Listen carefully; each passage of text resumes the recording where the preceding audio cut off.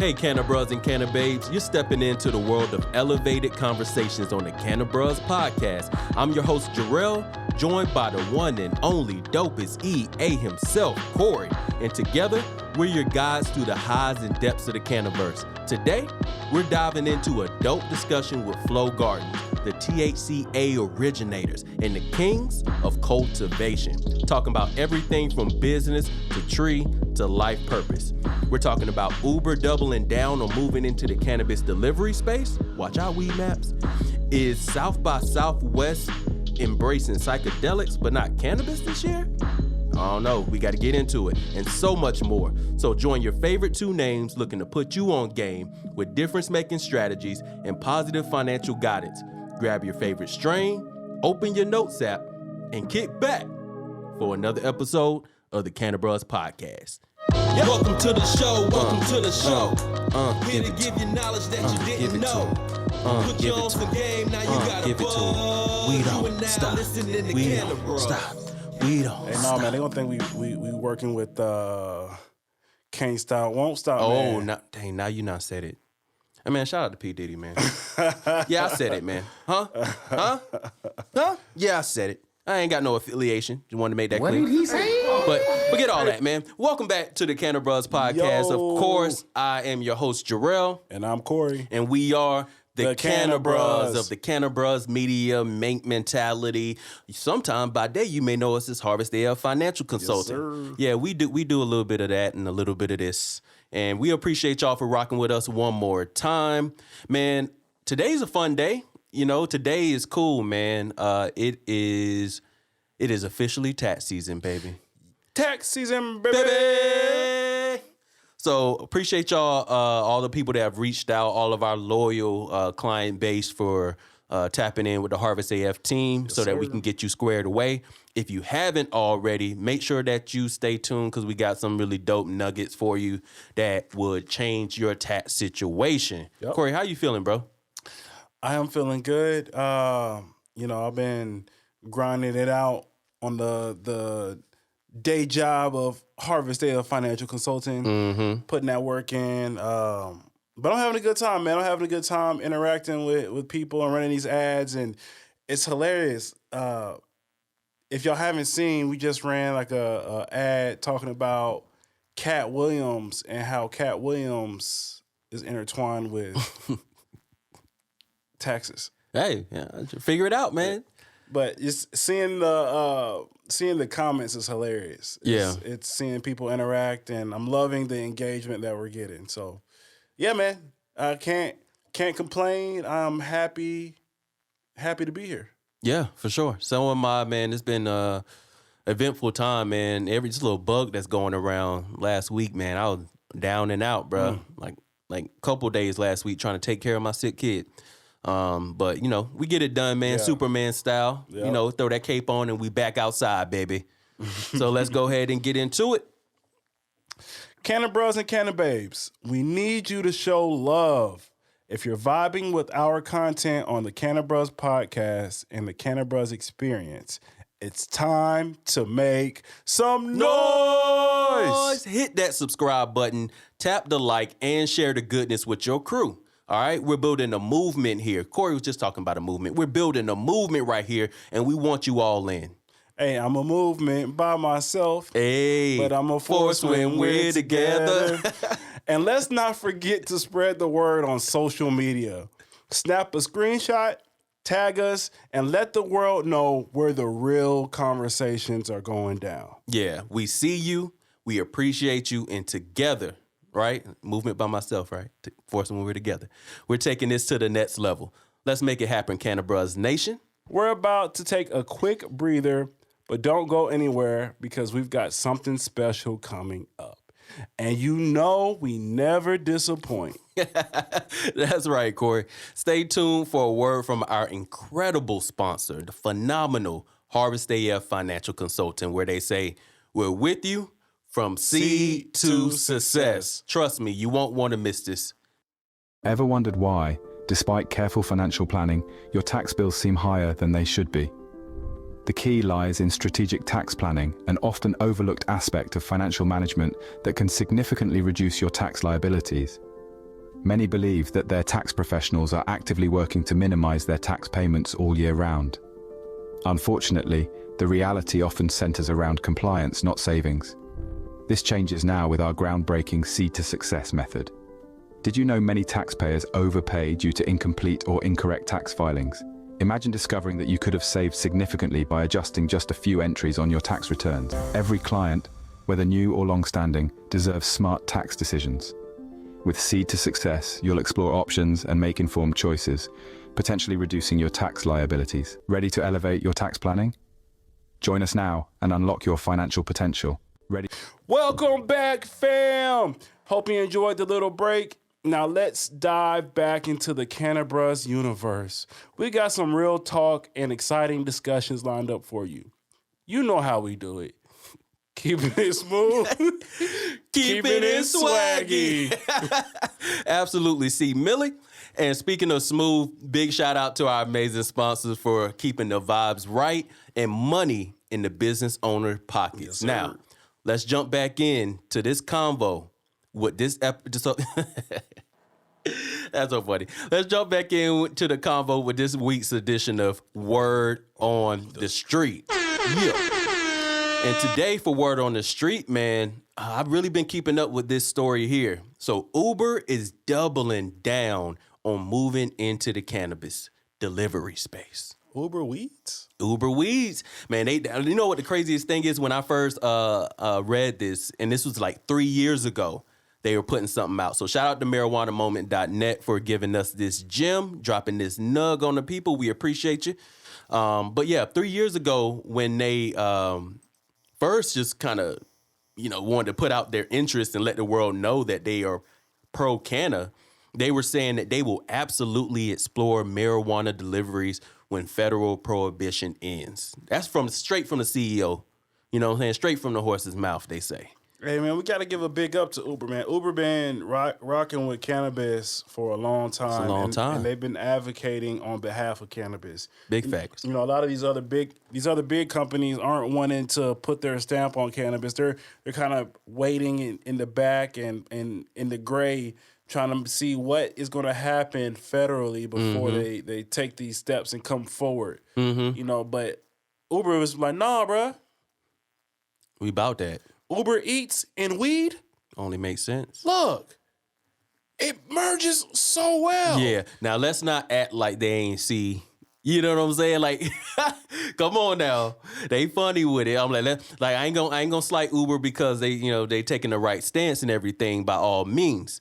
But there was this company out there that was working with locations and helping people get their weed deliveries. I think we know them. You know what I mean? So shout out to Weed Maps. You know what I mean? For being able to connect the businesses that need to get their great products out to the amazing consumers that need those very same products.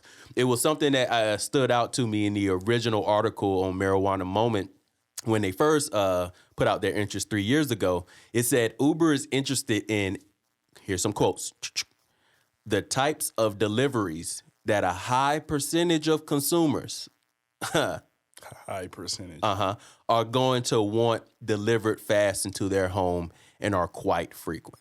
You know what they're telling you? We know you high, and we got to get that weed to you, and then you can go ahead and get probably 10% off, 20% off your Uber Eats order when you got to take care of those munchies. So I'm calling it here. Weed Maps and Uber Weed strategic partnership's going to happen. And you think so? They're just going to fuck the market up. Hey, well, let's see. I say I'm in a good way. In a good way. Okay. So I'm betting on either a buyout or a straight. We just gonna dominate.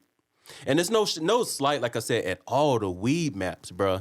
No slight at all the Weed Maps. But you want to know who Uber got on their side?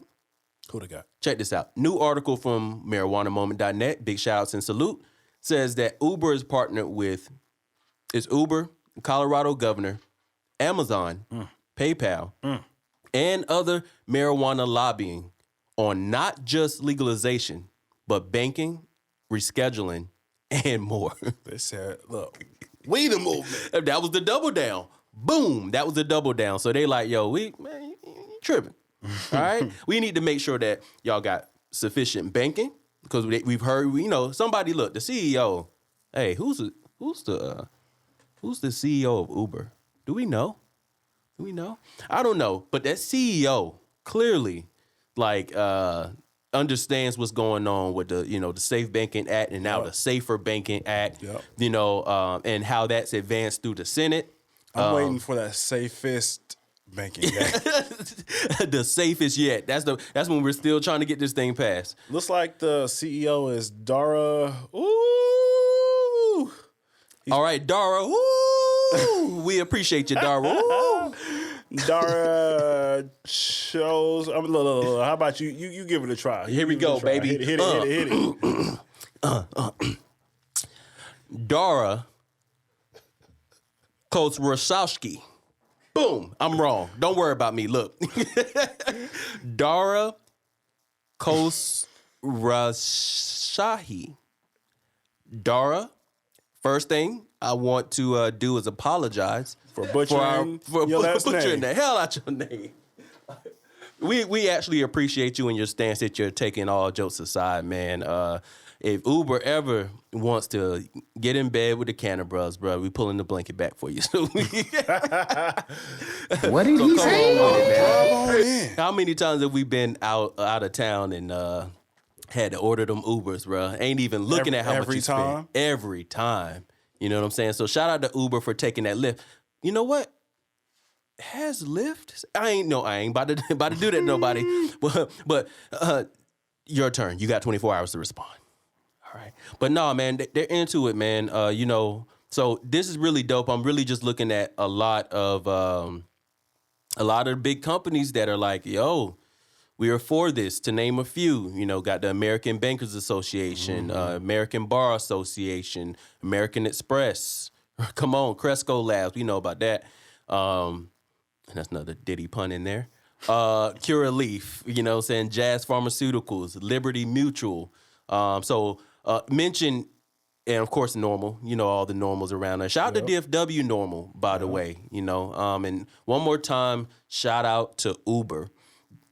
Boom. So that reminds me, while we're at it, we're talking about DFW Normal, typically always sponsored or partnered with Texas Cannabis Collective. Yep. Right? Texas Cannabis Collective right now has something that's actively going on as we are recording this exact podcast episode right here. What they got going on? Well, Texas Cannabis Collective is actually, they doubling down as well. They're doubling down on that partnership with Ground Game Texas. Okay. Right now, you can go to decrimdallas.com so that you can actually sign the petition to decriminalize cannabis in Dallas, Texas. Bow. I repeat, all right, you can sign the petition for the Dallas Freedom Act by going to decrimdallas.com for the main sole purpose of decriminalizing cannabis in Dallas the way it should be anyways. Do you have to be a resident of Dallas to sign? Man, crazy thing is I decided to print it out right here for the people. So I know you can't see me right now, but what happens is when you go to Decrim Dallas, it actually routes you to groundgametexas.org. So one more time, shout out to Ground Game Texas.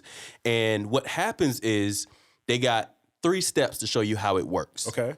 You download the petition. Mm-hmm. The download petition button is right there, nice and orange and very obvious. So click on that download button and download the petition. Step 2 would be sign the petition and get your friends and your homies to sign the petition too. Okay, what's step 3? Step 3 is you want to email, and hopefully I don't butcher your name as well, but Triste or Trist, Triste at groundgametexas, Texas spelled all the way out, .org.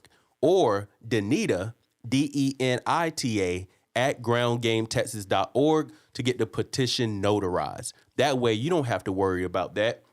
You take this beautiful, this petition, this Dallas amendment, petition here. And if you are a Dallas resident, meaning you have a Dallas address, you know what I'm saying, and your zip code is in the city of Dallas, this is who we're talking to right now. Listen, you got 1, 2, 3, 4, 5, 6, 7, 8 slots. If you just print out one, you can go ahead and print out a couple if you like. But you got 8 slots. It tells you on the second page exactly how the Dallas Freedom Act is set up and what it means for Dallas residents and homeowners and whatnot. And it basically gives you all the articles of the act. So you actually know exactly what's going on. You're educated about it.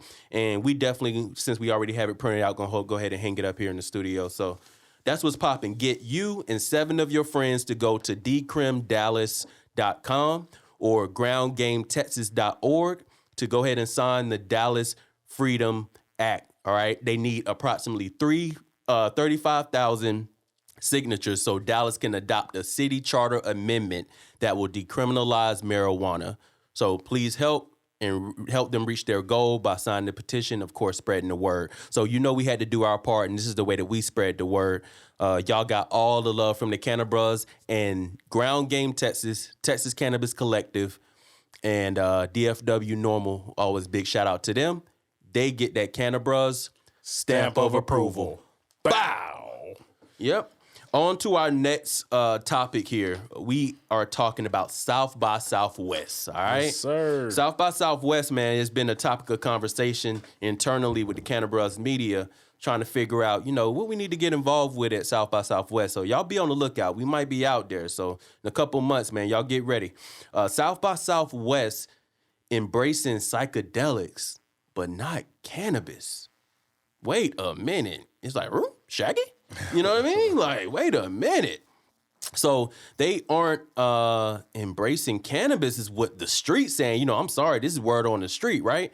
But this is from marijuanamoment.net as well. It says organizers at South by Southwest this week unveiled a slate of more than 450 sessions chosen for the conference set to kick off in March. All right. So among them are a handful of panels focused on legal marijuana and a whopping 13 sessions on psychedelics. So, hey, guess what? We got you.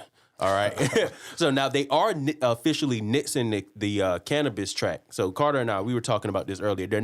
They're nixing the cannabis track, yet they still are focused on legalizing marijuana. What does that mean, nixing the cannabis track?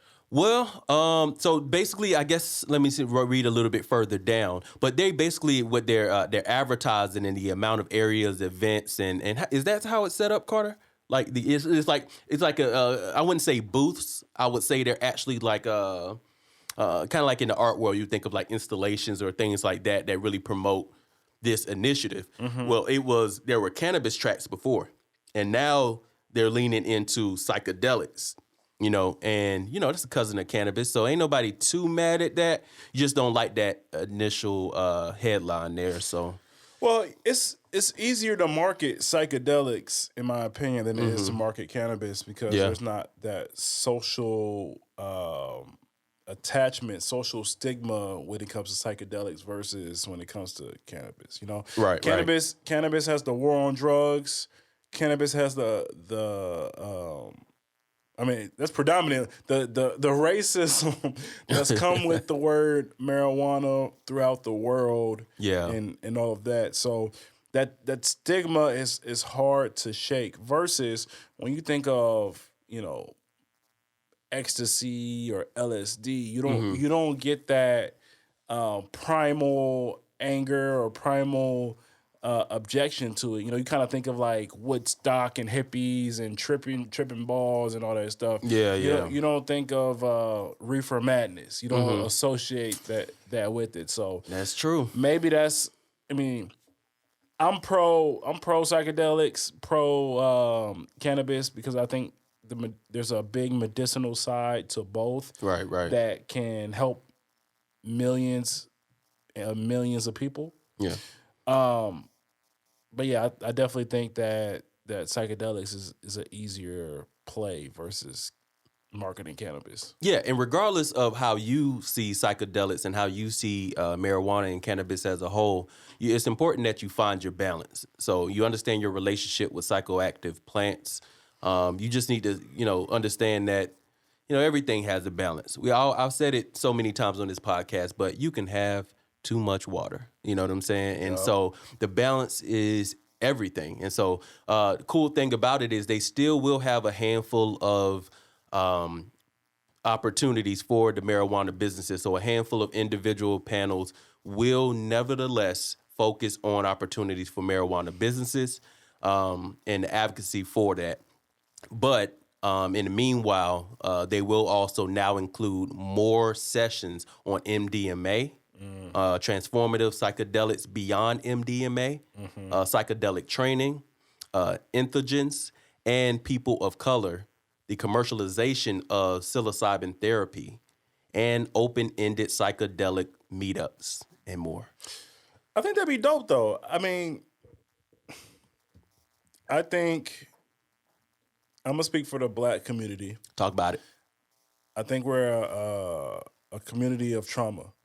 We've been trauma. There's a lot of trauma bonds there. You know, you see all these other podcasts and all that stuff. That's all they talk about is either the men and women, whatever those differences are, or trauma they received as a child from their parents or their family, or trauma from the environment. So I think, you know, in therapy and our culture was never a big thing. It's becoming more well known now. So to introduce the psychedelics into the hyper masculinity of our culture can help break down some of those barriers and help you touch the root of whatever's causing these issues and help you progress forward and being the better you, being the best person that you desire to be. Yeah, and we all deserve healing. There's nobody that's undeserving of actually being better. When I get that feeling, I won't. Cannabis healing. Hey. That's my dog. But yeah, man, so it should be a good one, man. And like we said, man, we got some big plans, right, Carter? We definitely are trying to find the best environment to be in while we're in this, you know, this South by South, this year's 2024 South by Southwest festivities. So we appreciate y'all, man, and you got that Cannabruhz stamp of approval. Bow. Yep. And so, man, really quick, man, this episode that you are in right now, we got a special treat for you. We got a really dope duo that's coming on to the show today. In fact, Cannabruhz Nation, get ready to take your cannabis journey to the next level, because we've got a duo that's about to drop ground-shaking and groundbreaking knowledge nugs. All right? Joining us today on the Cannabruhz Podcast are none other than the dynamic duo behind Flow Gardens Indoor Cultivation. All right? That's David Miller and Erich Maelzer. All right? Hey. These guys aren't just your average cultivators, Corey. That's what they got to know. They're not just your average cultivators. They're the architects of high-grade greenery, the originators of THC-A, so you know we're going to get into that, the maestros of the entourage effect, and the pioneers of premium quality cannabis, all right? So with their innovative approach, and over 2 decades of combined expertise, they're about to take us on a wild ride through the world of cultivation, terpenes, and everything, including the business. All right? So y'all get ready, and y'all make some noise for them. Let's go! Hey!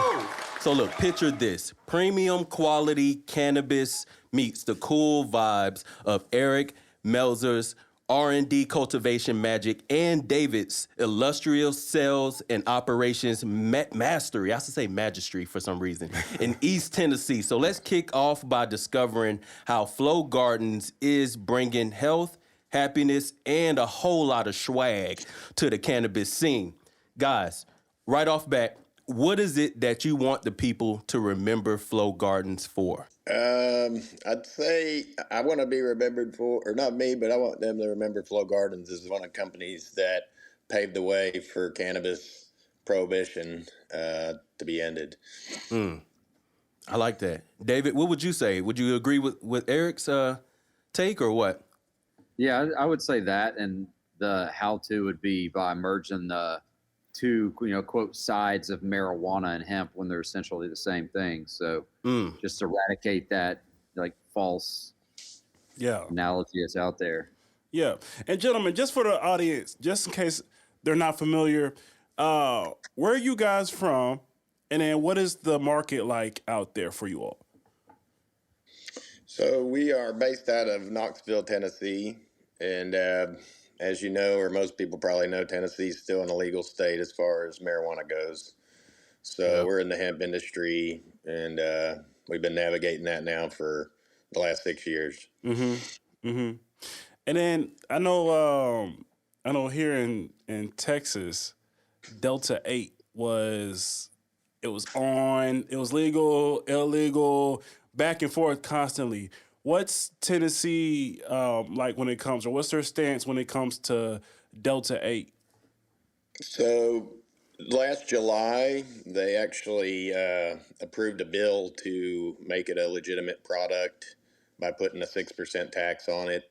Okay. And putting a bunch of regulations around it, like under 21 or over 21, child-proof packaging, that kind of stuff. So as it is now, it's a legitimate product here in Tennessee.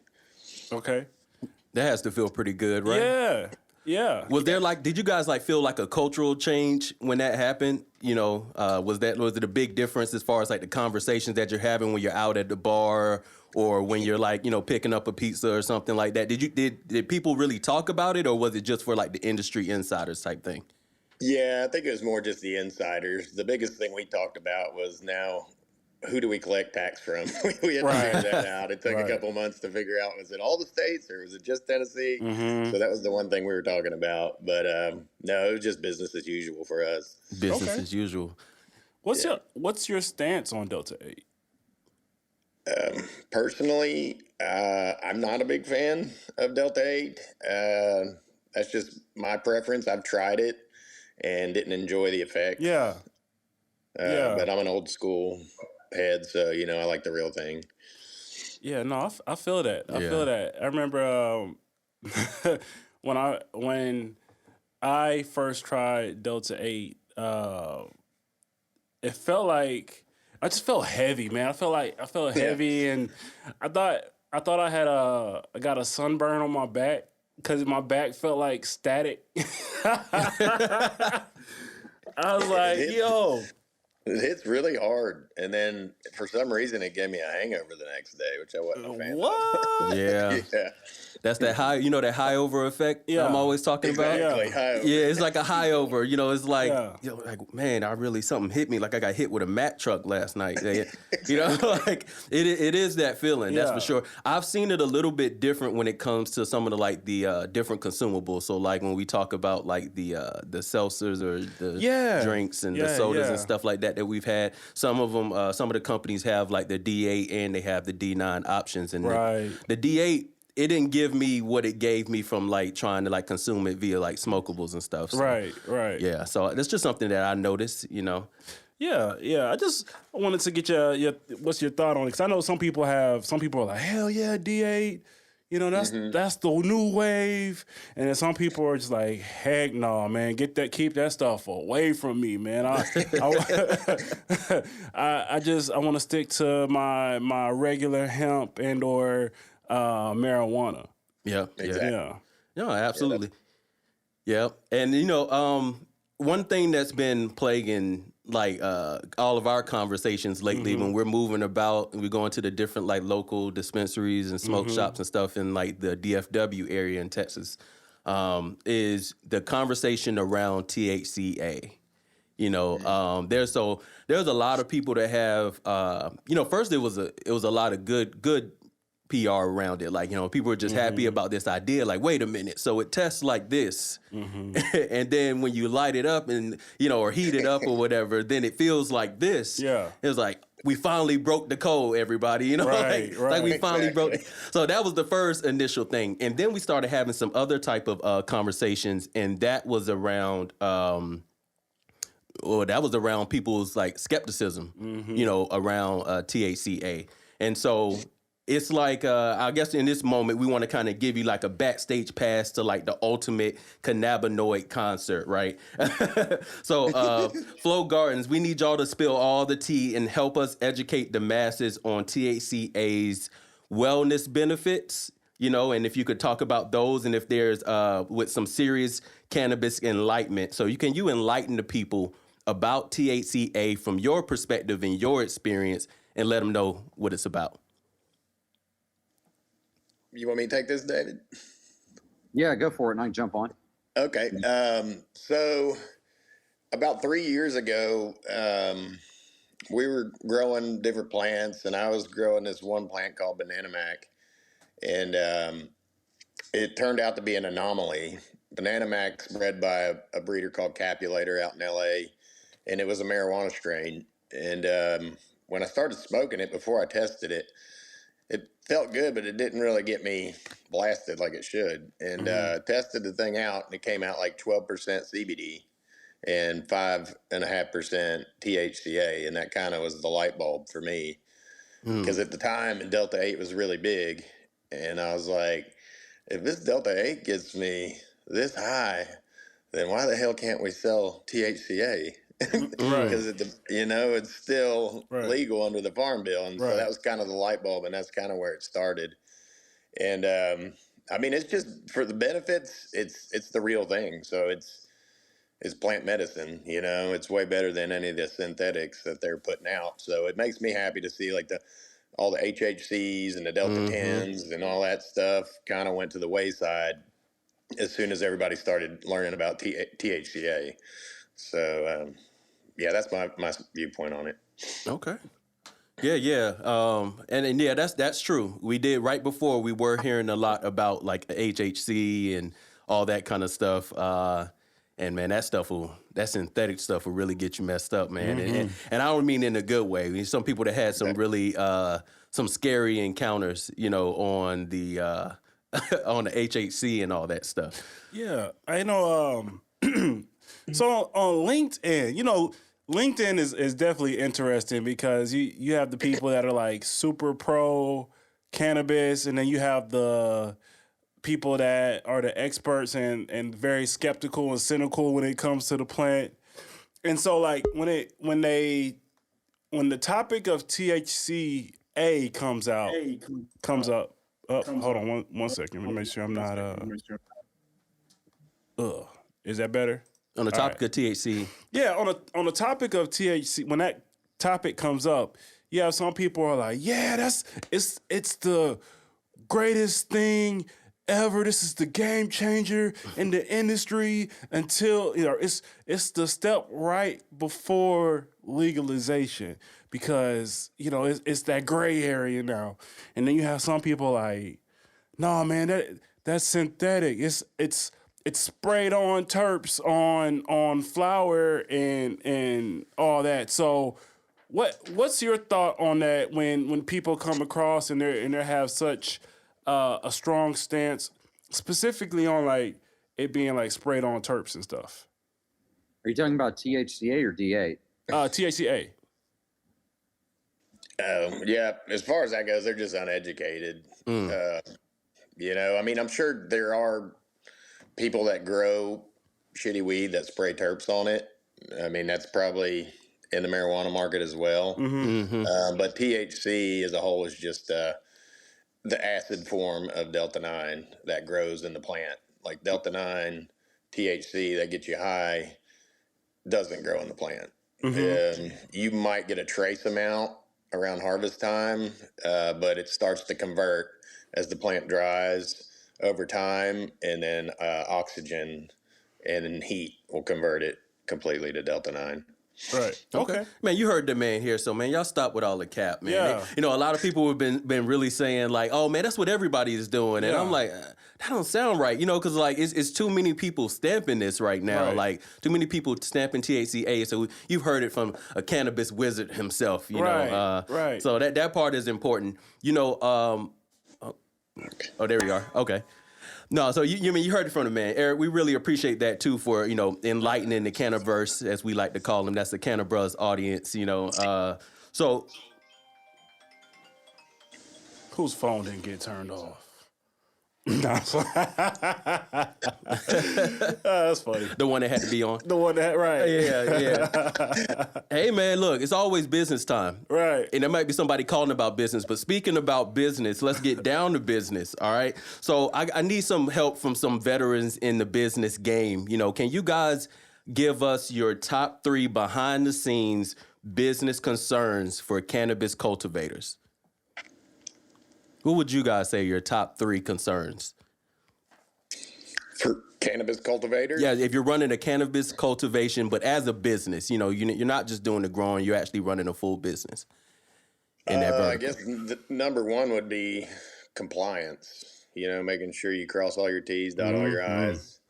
Number 2 would be having your finger on the industry and kind of looking forward as to what's the next thing. Whether that be a strain or a product. Those are 2 of the biggest concerns that I can think of. Okay.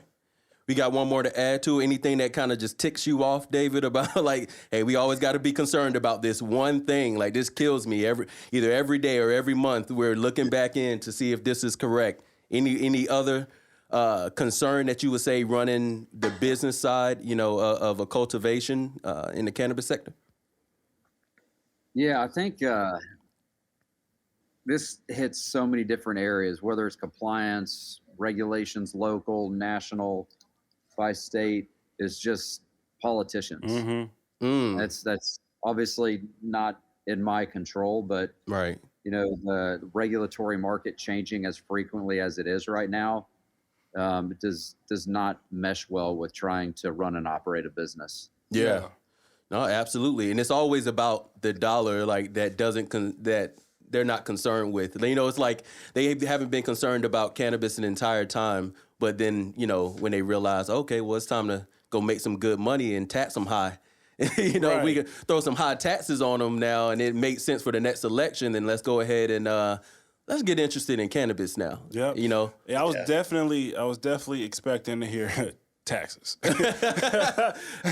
Because something y'all might not know about us. I don't know if you know how far you've done your research, but by day we do a whole Superman Clark Kent type thing. So this right here is the Superman version. Doesn't seem so super the way we started, but look, Clark Kent, the side of that is by day we actually co-own Harvest Day of Financial Consulting. So our niche is the cannabis industry to provide them with financials.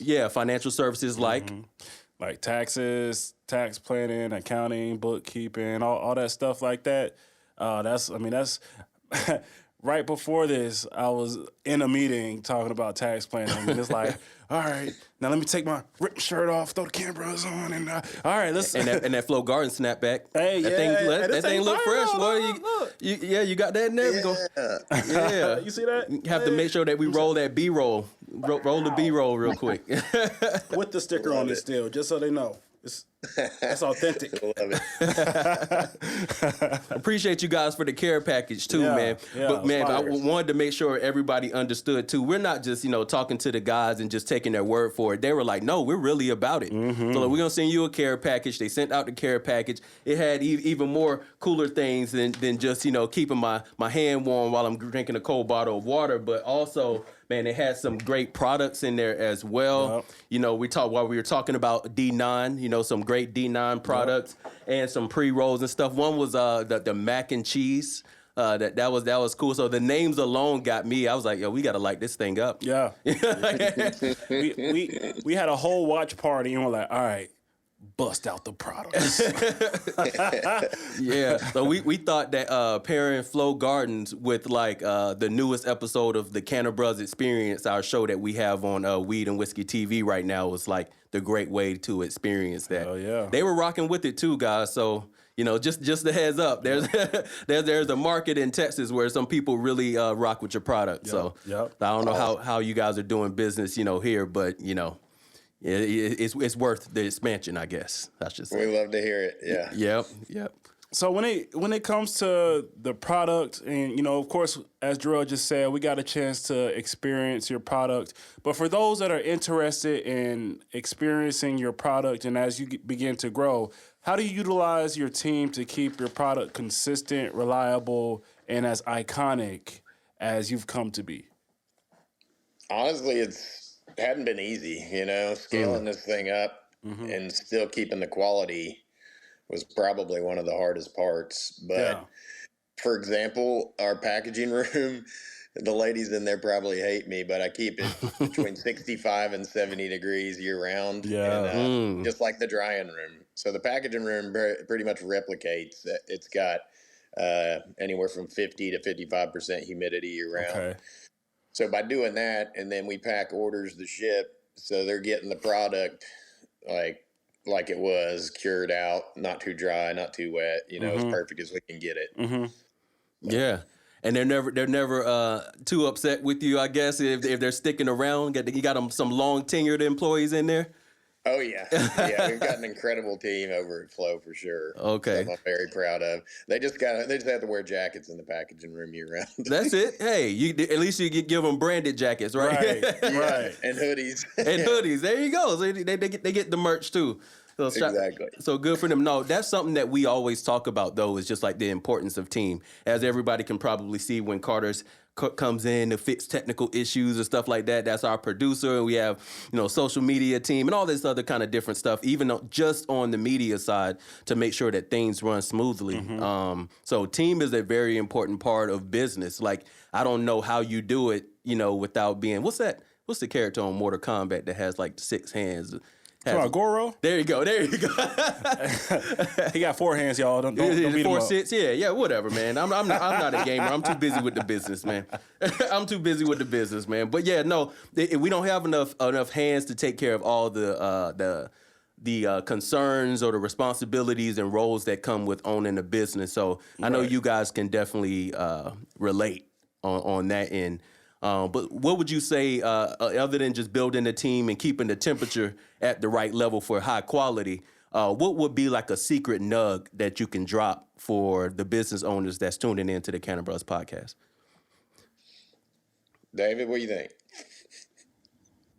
Yeah, I mean, that's one of the things I looked for in my first business is like, where's that silver bullet? Where's the it's the special sauce. Where's all that? How can I crack the code? And honestly, what I've experienced across, dozens of businesses, whether I've been involved in them or invested in them, it's just brick by brick. It's not complicated. Don't overcomplicate it. Just know your core business and good things will happen.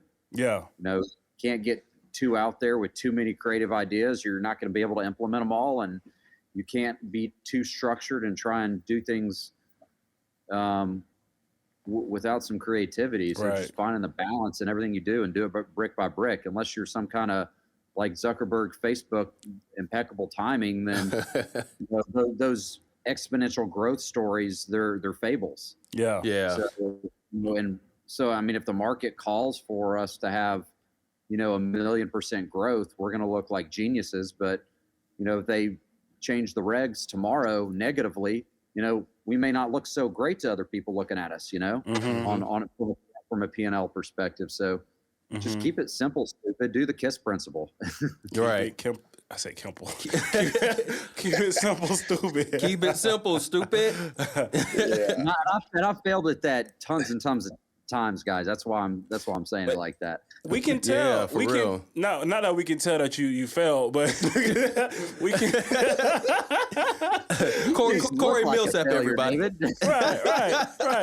Like, he's been through some hard times.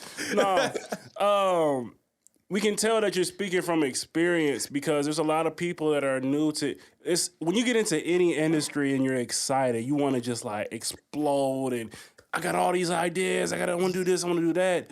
And then they end up imploding because they scaled too fast or the quality is trash after a while because they don't have the resources to maintain or they don't have the team trained up to be able to handle that support and everything like that. So, literally keeping it simple is, the way to go because you're going to have to go. I know in the military they say slow is smooth, smooth is fast, and that's how you win. And to his point, it's like there's a lot of misconceptions out there, you know. Well, yeah, because there's a lot of TikTok videos and there's a lot of right. You know, like you like, all right, yep, I'm ready. Take an LLC, all right, you know, get rid of my mom, get the life insurance off of how to grow a 7-figure cultivation in 90 days type stuff. So what you want to do, right? Is just take all the seeds you ever get, right? You just want to throw them into the ground, right? Right? And every day at 6 o'clock, you just get the water, and you water for exactly 4 minutes and 20 seconds. And you gotta sing A Whole New World at 7 a.m. every day. If you can't miss a day. For more, follow the link below. So yeah, we've seen it all, man. That's why we do this show, man, and we invite, you know, guys like you who have actually done the work and continue to do the work. You know, guys that are still, you know, consulting with their employees, you know, in real time and really dealing with the issues of the demand of the market. So yeah, man, we appreciate you guys, and again appreciate you guys for coming on. Earlier we were talking about, you know, tax. Yeah. You know, we always get to talking about tax because actually I never give away the time that we're recording, but I must say it's now tax season. Tax season, baby. It's tax season, baby. It's now tax season, and everybody's going to be concerned. Now, though they should be concerned throughout the entire year if you're running a business, I have to ask guys, with your expertise, how do you navigate the wild terrain of tax deductions and accounting intricacies in the cannabis industry the way the gray regulatory market is predicting it to be? Yeah, we, Eric, do you want me to answer this or you?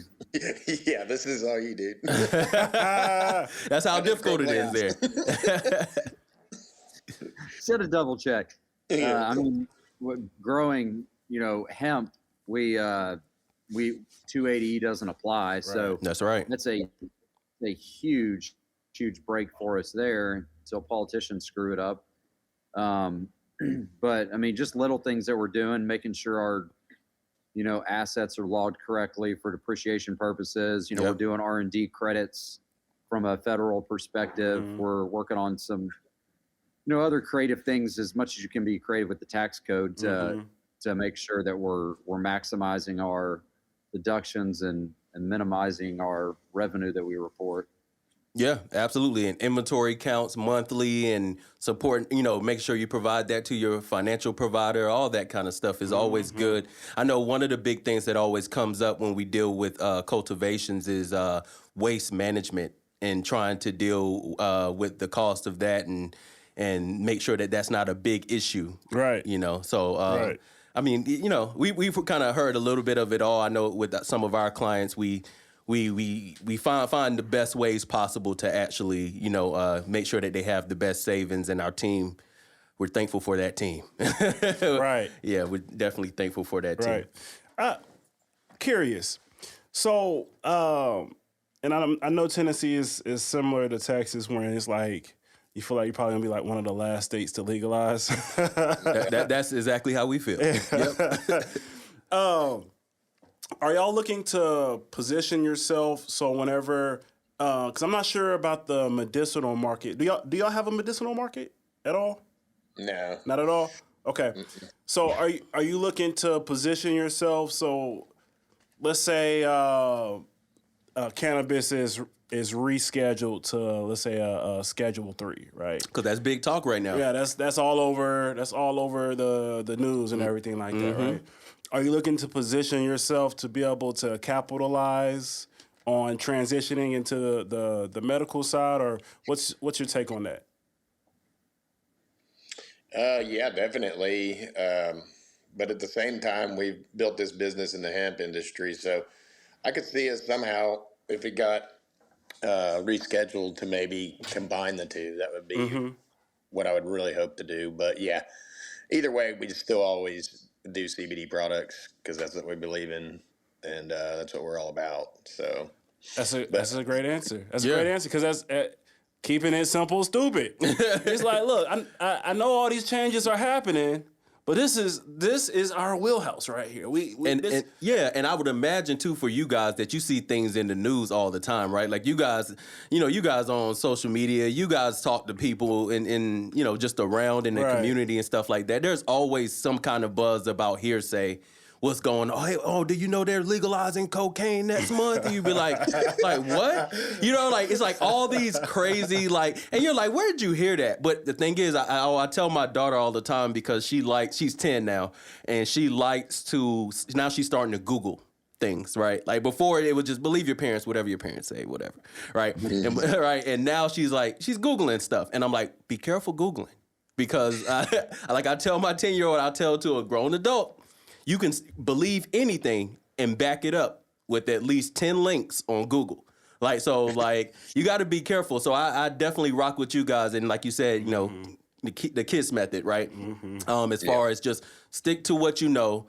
Don't get too creative and bring in a bunch of ideas that's not proven and tried. And just do what you know how to do. You don't have time to just believe and shift your whole business based off the tabloids. Right. Now, and kind of support what Erich had said, guys, is, the recreation and medicinal market, depending on which state you're in, it's kind of, excuse my French, but it's kind of bullshit. Mm-hmm. When you get a medicinal market, you got recreational smokers going there, and they're going there because they don't have a recreational option, so they're not using it for medicine, which is fine if you want to use it recreationally. Yeah, I do, and I use the medicine and all that, but like the flowers that Erich grows and that Erich started and created in the industry, those one-to-ones. So it's half THC-A, half CBD percentage. Like you can't tell me that that's not more medicinal than a THC only product. You got multiple cannabinoids in there, more than 2 in a lot of examples for what he grows, and that's a true medicinal product that should be in those medical dispensaries. And maybe you'll find one option if you go into a dispensary. Most times you won't find any one-to-ones. So we get a medicinal market here in Tennessee. Our plan is to educate the government how a lot of the states are doing it wrong, why they've done it wrong, and why we can actually create a legitimate medicinal market. Yeah, exactly. No, that's real. Fire. That is true. A lot of people, have that issue where they talk about like it not really being medicinal benefit to what you're finding through the medicinal program. And I was thinking about, we had like someone drop like a comment in one of our releases, I think it was one of our last episodes, and they were saying, it was when we did the Texas marijuana march. Okay, yeah. When we did that one, there's somebody dropped a comment under, and then they were saying, let's be real.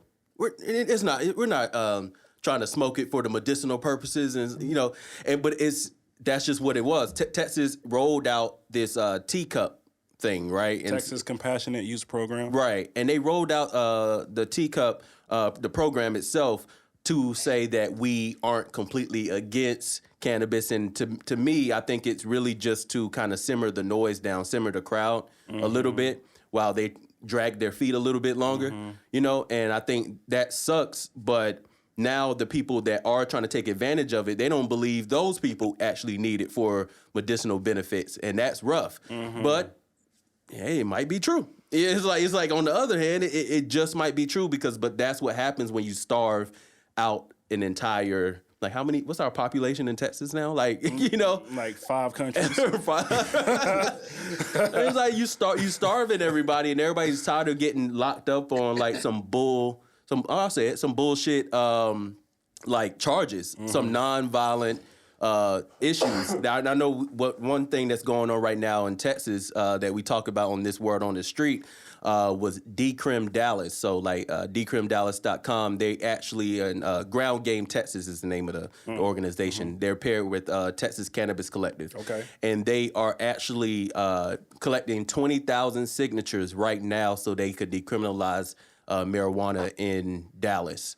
And that's how we really are trying to shift, that's where we're dropping the giant bomb there to kind of create the waves that spread throughout the state, is doing it by city, and it's kind of rough, man. But that's what that's the war that they're forcing on the people because of this. So it's kind of crazy.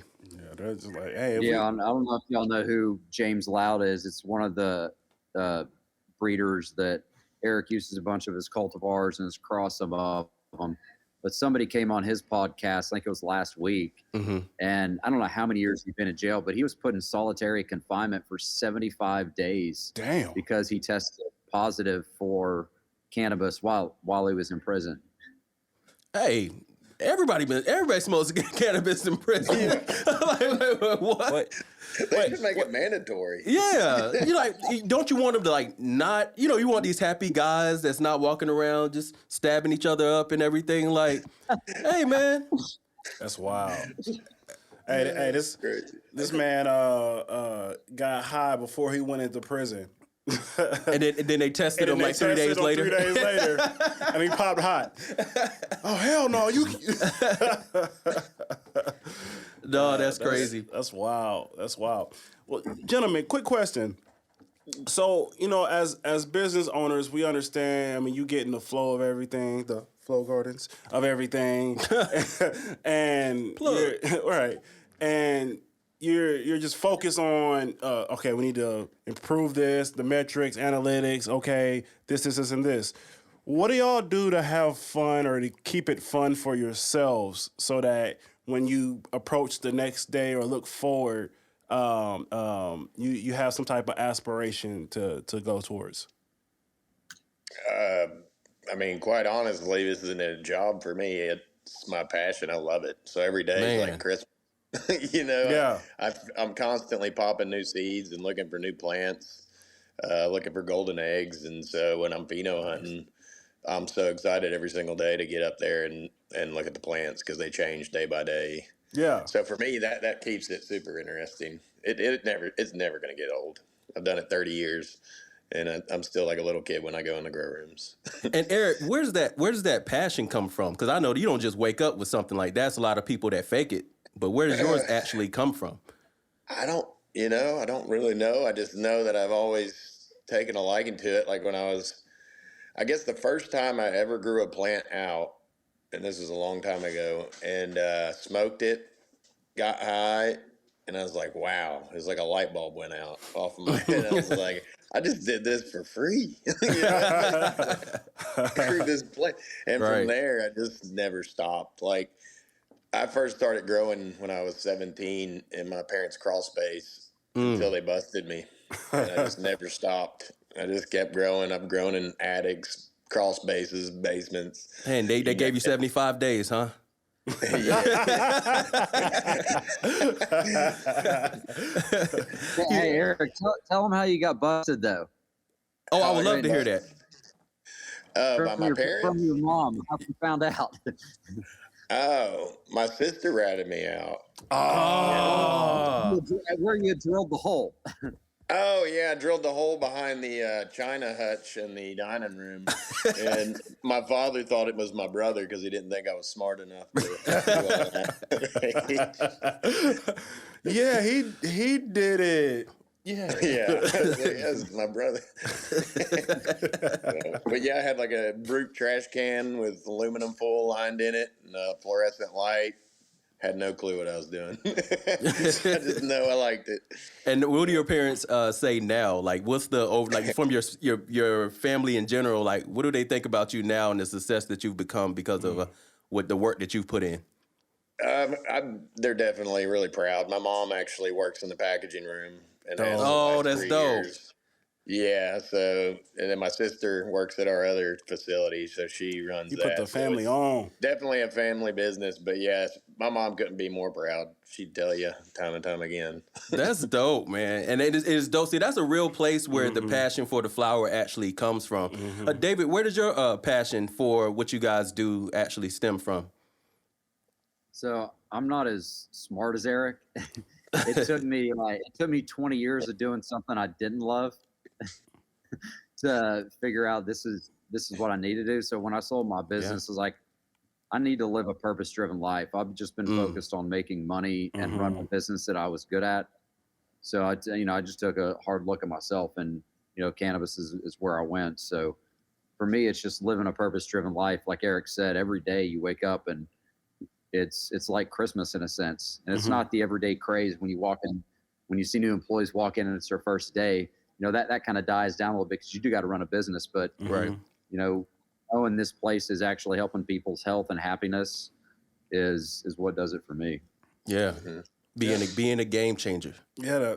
And Jarrell and I, as we've traveled across the U.S. talking to people in the cannabis industry, all the stories that we've heard of how this plant has performed, quote unquote, miracles. Like the people that have had cancer that they've gone to the doctor and they said that, hey, man, the doctors gave up on me. And I just stopped taking all the medicine and I started taking the plant.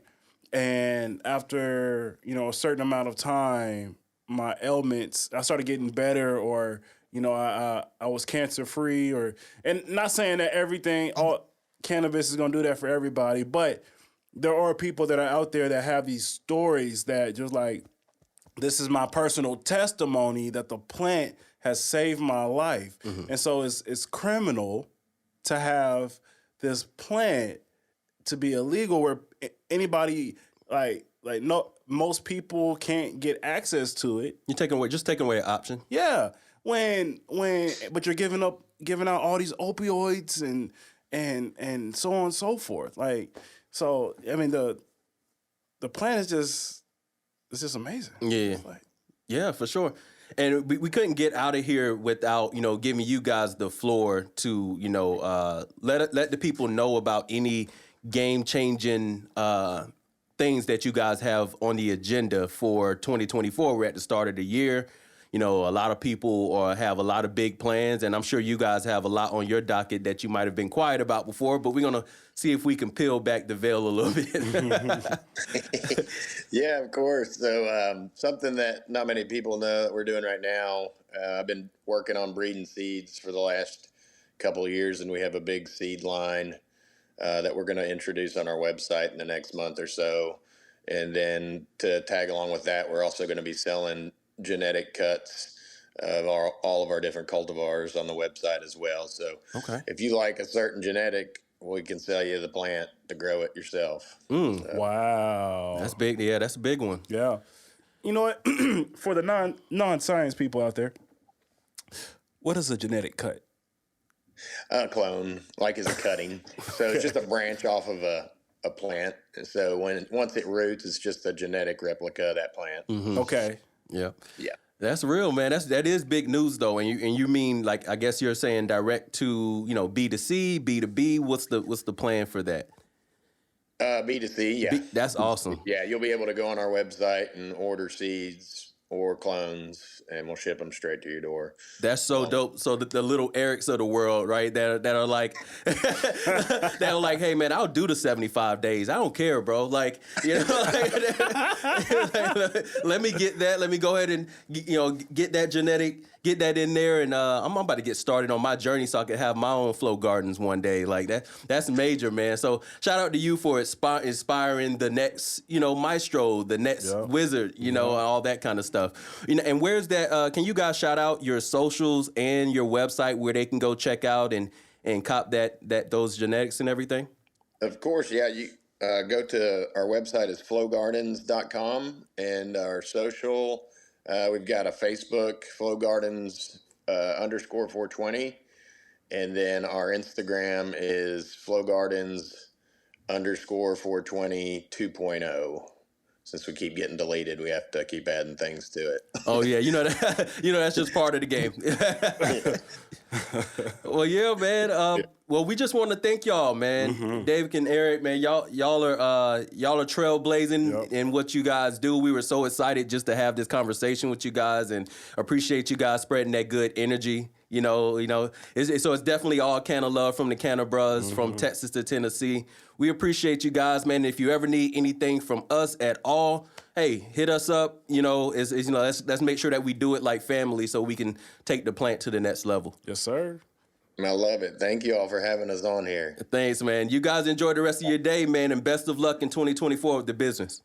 You too. Thank you so much. All right, thanks. Peace, guys. See you guys. Welcome to the show. Welcome to the show. Here to give you knowledge that you didn't know.